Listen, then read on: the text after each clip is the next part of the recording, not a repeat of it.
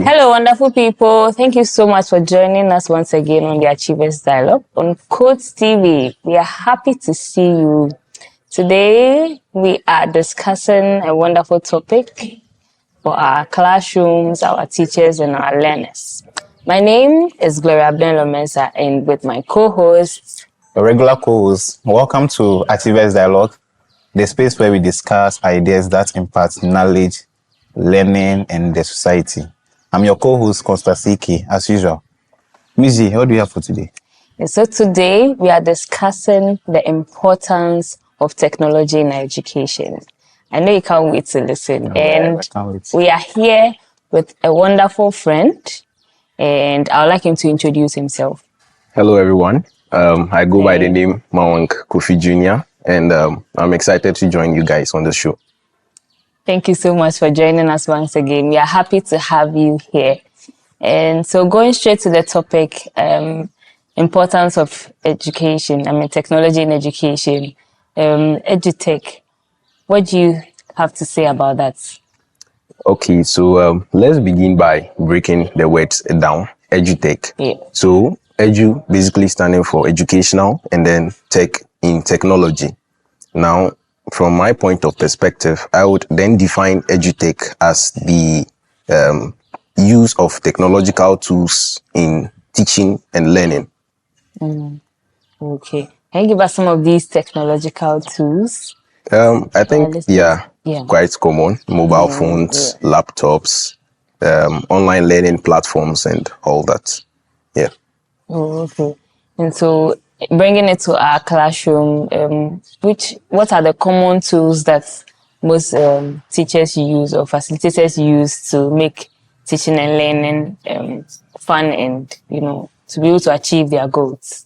I would say personally, when I'm teaching computing in class, educational tools like the laptops, computers, and also online learning platforms like Khan Academy, Coursera.com, and then typingtutor.com are usually online learning platforms that helps students. It's an interesting platform that students are interested in engaging with to help them learn. Okay. So, is this something you think is something that teachers make use of in our modern era? Is this something that teachers use in their classrooms, or is it something you recommend them to use in their classrooms? Yes, here in Ghana, I would say it's quite rare to see teachers using these technological tools. You go to most schools, and then a lot of the things that they teach is abstract. You see a computer, maybe they are learning about Microsoft Word, and then you see that they've drawn everything about Microsoft Word on the board. It's abstract. The students don't get to actually see it on the computer and know how to engage with it. Exactly. So I think here in Ghana, some institutions are trying. You go to some institutions, they actually invest into the resources, these technological tools that they can get to help the students engage in. But usually in most schools in Ghana, it's not. Yeah, and on that, just to add up, I remember when I was in school, we even used to use the chalkboard. I don't know if you remember the chalkboard. Yes. And the blackboard and all that. So I remember we even used battery and these cells to paint the board. But these days, you don't see those boards around. I don't know if it still exists, but the Formica board has come and it's even being transformed to... So I hope that we'll get to a point where things will gradually change and then make teaching and learning fun and more, easier and then achievable. Yes, okay. What do you also have to say about the technology in our educational system? Technology in our educational system? Yes, please. It's actually playing a major role. In the sense that it makes learning more fun. In the case where I'm teaching computing in my classroom, anytime we have computing, so like the atmosphere has changed. It's a different atmosphere altogether. In the case I'm willing to explore about, know more about IT. But in a way, let's go back to, those in other schools or other places. When they don't, I see that so far as they are not exposed to these technological gadgets, they find it's like a limit to them, and when they come to the cities, mostly let me use the village and the city. When they come to the cities, they find it difficult to mingle with kids that have access to technological gadgets. It looks strange to It's them. so strange to them. They don't know how to create it. Like a video I watched the last time for a kid to touch a computer mouse, being scared of touching because of the notion that it's a mouse. That's another thing. Wow, that's a lifetime. It's serious. It's very serious. Yeah, I think it really helps. And then learners also having the feel of what is being taught, not just having to see only pictures and, you know, imaginary things, but having to have a feel of what exactly is going on. I think it really helps a lot. It actually comes with many benefits. Yes. Many benefits. Okay, let me chip this in. Okay. I remember quite well that back in senior high school, it's quite serious. Back in senior high school, I had this friend who didn't know how to operate a smartphone. Wow. Oh, really? That is how serious this thing in Ghana has become. You know, the lack of financial resources to invest in these technological tools is that serious. As a senior high school, he couldn't navigate the use of an Android or an iOS device. He couldn't. Wow. Yes, that is how serious these things are. So I think it would be much more beneficial to us to invest in these kind of things. And you know, we are now living in an era where technology has become everything. When you want to call someone, when you want to print something, everything is basically tech now. Even when you want to send money to someone, mobile money. I literally know people who I go to a shop to buy something and then they're like, can I make the mobile money transaction for them? Which basically exposes their security and stuff. So I think investing into technology, into our education would really help the children that are coming up. Exactly.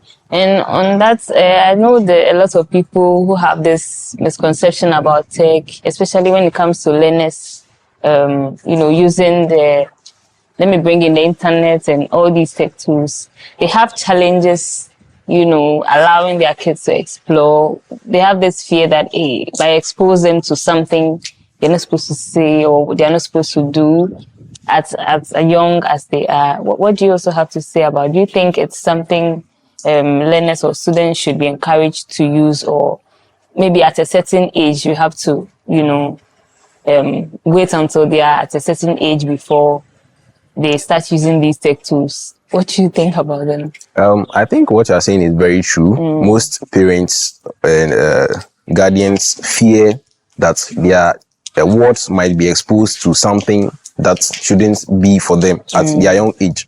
And from experience, I was handling this particular class, grade 5. Okay. And I had this boy who had access to a mobile phone at that age, a smartphone. And I took his phone and then went through it and found out that he had access to porn sites on his phone as at that young age. Wow. And I think what majority of people don't know is to be able to prevent all these things, there are also technological tools that we can actually put onto these smartphones, especially for the kids. There are ad blockers, especially programs that have been designed to prevent your child from accessing unwanted websites. So I think it is up to us as parents to actually do more research and come and learn more about all these technological tools. So if I give my phone to a child, I know that it doesn't matter what that child does with their phone, even if I'm not around. There are some pre-installed programs on it that will prevent the child from coming across any unwanted or unnecessary content that is not right for them. Yeah. So with this, at what age would you recommend that parents allow or expose their children to these tech tools? At what age? Or you? I personally, I don't think there should be a particular age that a child is exposed. I think it's really good to have children being exposed to technology at a very young age. I literally know of a guy 15 years old who is currently working with one of the big tech companies. Wow. Yes, that is NASA. Yeah. And at age 15, because he had the exposure to computers and all these technological tools at a very young age. Yeah. He learned programming, and as at age 15, he was working with NASA at that age. So I think there shouldn't be an age limit. It's just that we have to be more cautious and wary about the technological tools we give to them. It must come with guidance and control. Yes, that's what he has said. It must come with guidance. So it doesn't matter the age, it doesn't matter the stage. I think it must come with guidance, just as he has said. Thank you so much, CK. I don't know if you have anything to add to what he has said. I have a few to add though. Okay. It's in the fact that let's say schools and teachers, let's say facilitators, should try and get access towards technological gadgets. Sure. So that will make their teaching and other classroom activities more engaging. Yeah. When it happens that way, it's even reduce the stress on trying to use different classroom strategies. Do you get it? So in one way or two, teachers and schools to try and to be able to try and implement those things. Exactly. And I also have an experience with that as well. You know, when you introduce these kind of tech tools and everything, the kids also get excited, the children. Yeah. The learners get excited. It's like they are interested in what we are doing. So I think, like our guest said, they need to be guided. They need to be guided. So parents watching us, everybody watching us out there, it is not bad for our children to, you know, be exposed to tech at a young age, but they need to be guided. That's what is very, very important at this stage. And with teachers as well, I think it also help you, even when it comes to planning your lessons, you know, what to do in the classroom and all, it helps a lot. And so I'd want to add that it is very important for us to introduce our children or our learners to tech. And tech is very, very important in our education. Yes, CK, you want to say something? So I want to ask a general question here. Okay. With parents who always, I know some parents who always have this argument that teachers shouldn't give their words and homework to go and search online. And they have an issue with that specifically. So please, what are the possible solutions to that? They don't like it when you give their kids homework that go online and learn about this and this, so that tomorrow we meet in class, we'll do so and so. They prefer the book. They prefer the book, like, and some even go to the extent that why didn't you give the book to the child, and so that it will be easy for them. And I think with that, it's even limiting the kid to what just the book, exactly. So I think that basically stems from the parents or that generation not embracing technology. Because if we are to go with the abstract one, which the older generation experienced, there's usually the older generation that comes to you that, oh, do my Momo transaction for me, because, or do this on your computer. They don't know how to operate it. They were only taught on the board. They were, in fact, I know kids that don't even know how to move the mouse button. They know a mouse button, but then they don't know how to operate it. So if you see, we shouldn't give kids homework that would help them or would push them to go and do research on their own and then get to use these technological tools. I think it's bad for them. So I think parents should embrace the use of technological tools. And also, it also exposes them to wide information compared to what is just in the textbook. Yes, you just read what is there and it's done. But when you go on the internet, you have access to vast information that you can even add on to what you already know, what you've been taught in class. Yes. So I believe that we've had our fill of the importance of tech. I know there's a lot more that we have to talk about, but then for the sake of time, we'll end it here and then we'll see you next time. I don't know if you have any few words to say to your viewers. What I will say is that parents should embrace technology. Everyone should embrace technology because the world is changing. Yeah. Wow. See, as usual. The only thing I want to say is that to the kids and let's say teachers, We should try and get used to this technological gadget. What the world now is about technology. Yes. I'm sure it even gets to a time we'll stop using textbooks in the classroom. It's all about tech. We are waiting for that time. For sure. It will surely come. And I'm sure seeing education with technology in some few years to come is going to be something else. Yes, there won't be any hard copy or any of this. It's all about tech. Yeah. So my little advice to those out there and as a teachers out there is to try and get used to using technological gadgets. Yes. Thank you. Yes. Is there any site? My last question: is there any site we can recommend? Maybe some people want to say they should go on YouTube. They want to have access to these. How do you call it? Tech tools, because some people don't know how to use these days, so it becomes difficult.